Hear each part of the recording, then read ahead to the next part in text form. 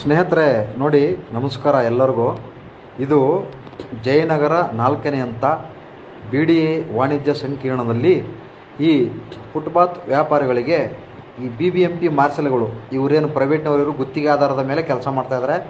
ಆದರೆ ಇಲ್ಲಿ ಫುಟ್ಪಾತ್ ವ್ಯಾಪಾರಿಗಳಿಗೆ ಎಷ್ಟು ತೊಂದರೆ ಕೊಡ್ತಾರಂದರೆ, ಅವ್ರು ಹಾಕಿರ್ತಕ್ಕಂಥ ಮಾಲ್ಗಳನ್ನು ಕಿತ್ಕೊಂಡು ಹೋಗೋದು, ತಗೊಂಡೋಗಲ್ಲಿ ಗೋಡನಲ್ಲಿ ತುಂಬ್ಕೊಳ್ಳೋದು, ಅಲ್ಲಿ ತಗೊಂಡೋಗಿ ಹಾಕೊಂಡವ್ರೆ.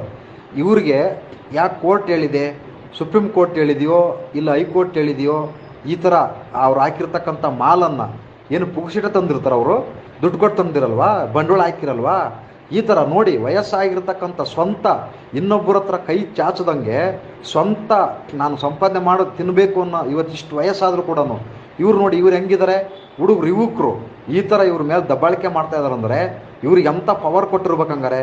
ಮತ್ತು ಪೊಲೀಸ್ ಸ್ಟೇಷನ್ಗಳು ಯಾಕೆ, ಪೊಲೀಸ್ ಸ್ಟೇಷನ್ಗಳ ಅವಶ್ಯಕತೆ ಇರಲಿಲ್ಲ.